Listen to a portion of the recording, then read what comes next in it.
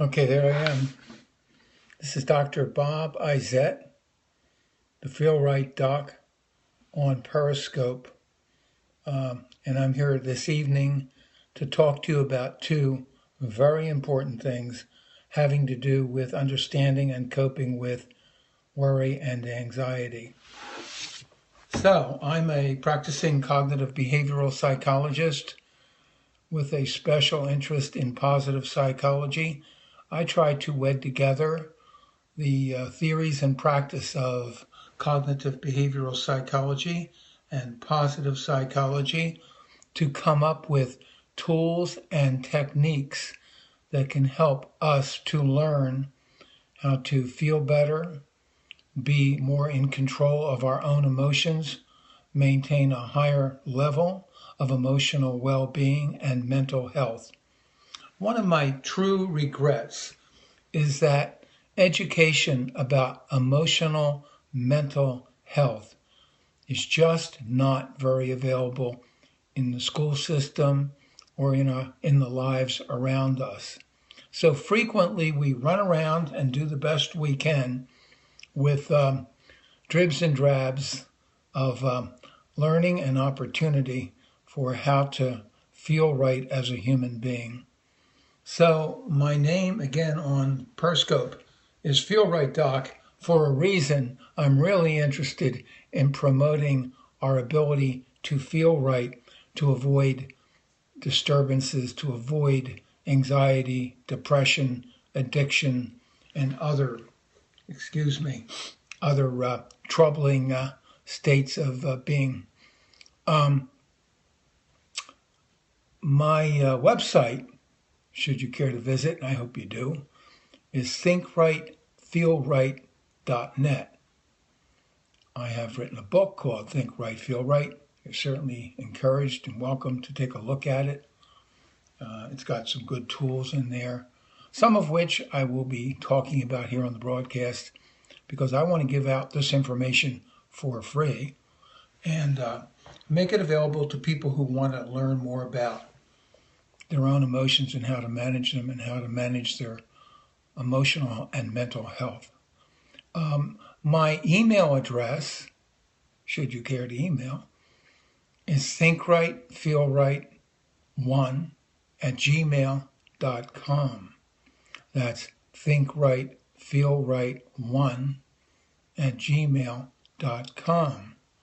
Again, my webpage where I post information about some of these discussions and other material relating to emotional health, mental health, and well-being. You'll find that on the site as well.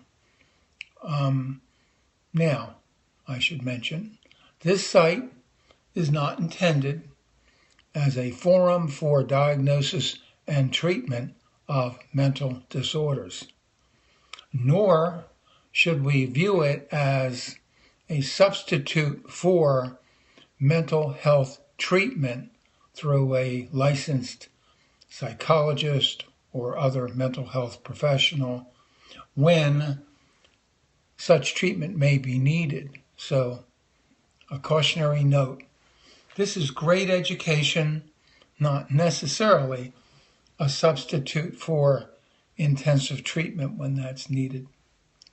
So tonight, our discussion is on the topic of two key points having to do with helping us to cope with and manage worry and anxiety.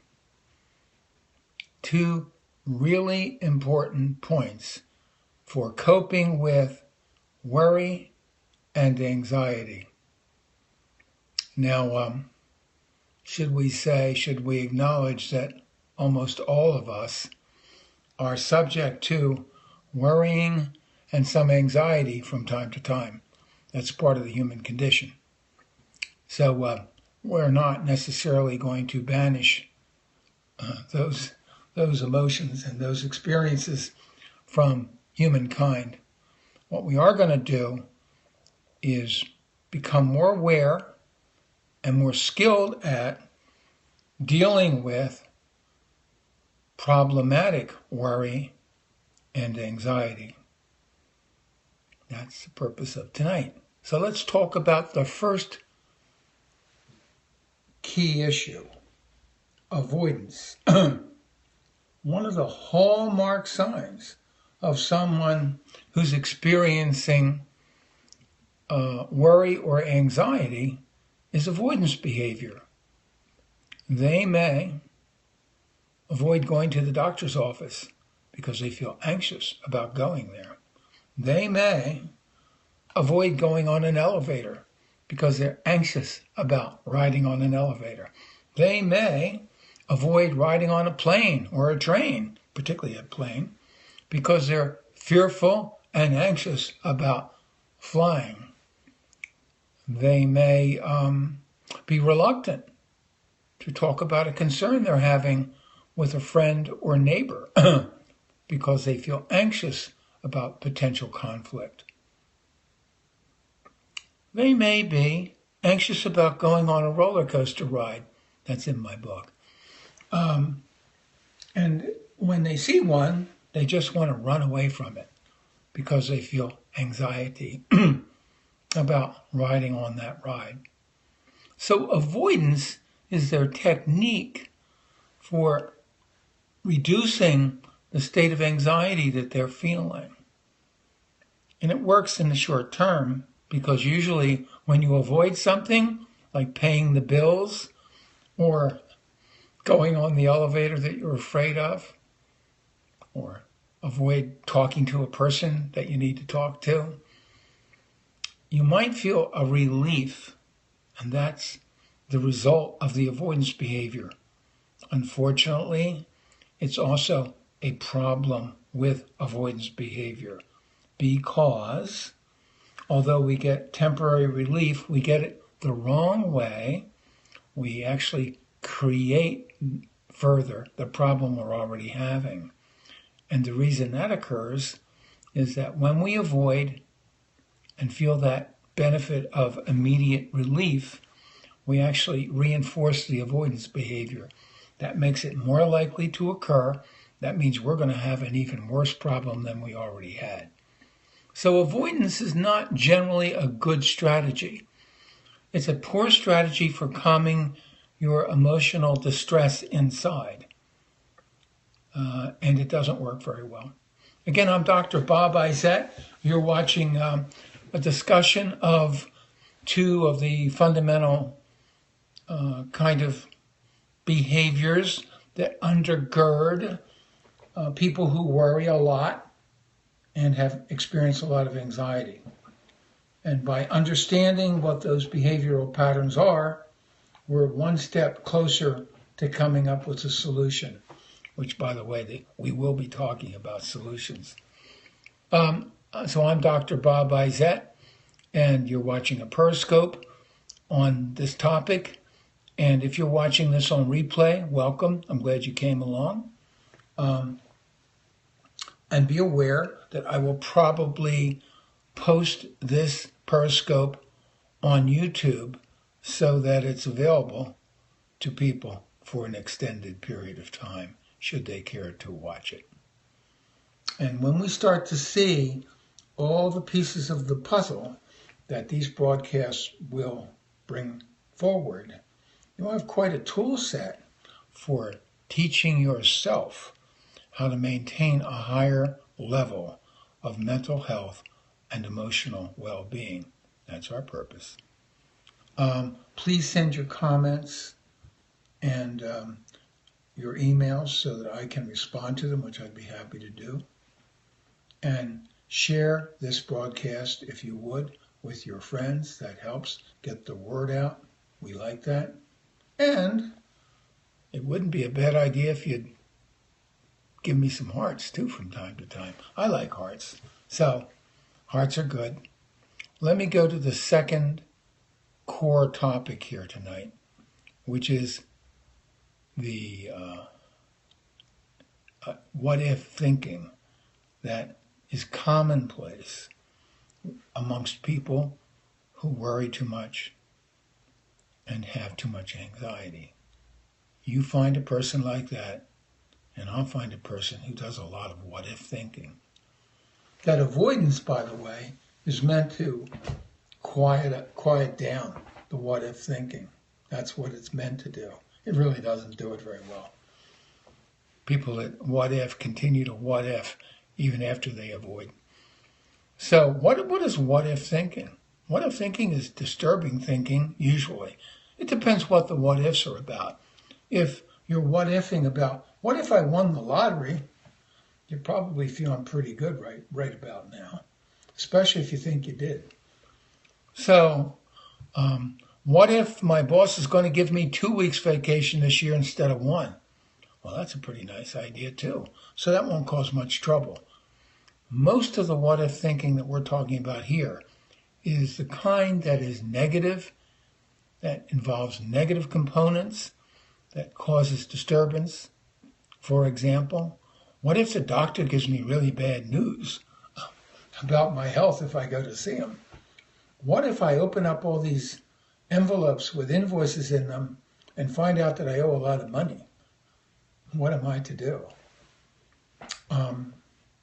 What if I have a dispute with my friend and tell my friend that I don't like having to pay for the gas all the time when we're car sharing, that they should ante up their own part too?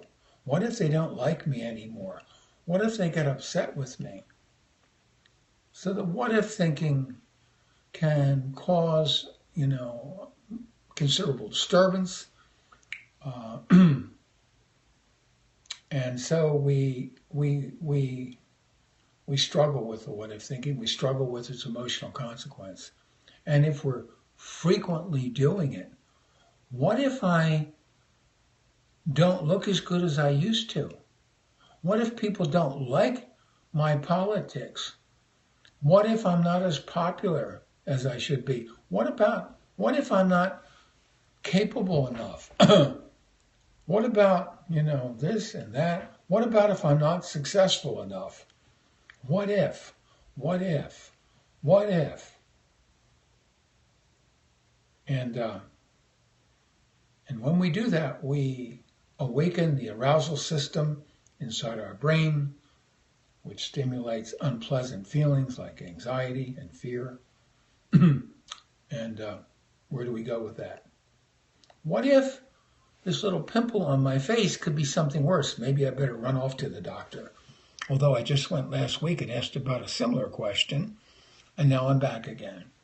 I'm beginning to get obsessive about worrying about something, not being able to quiet it down, and then feeling compelled to act in a certain compulsive fashion in order to relieve that uncomfortable state inside of me. That means I don't know how to relieve those uncomfortable states, the uncomfortable thinking that causes the emotion that I'm avoiding. I'm trying to avoid anyway. So, you can see that my bias here is to look at a lot of the disturbances that human beings report, their emotional disturbances of anxiety, worry, depression, guilt, anger, shame, insecurity, low self-esteem. I see a lot of those circumstances as arising out of poor learning about what to do not to feel that way. Our world doesn't educate us very well about what to do. Our family circumstances may have been unfortunate and by design or default left us lacking the knowledge we need to have to function well, to think properly. If I was born into a family where everyone around me,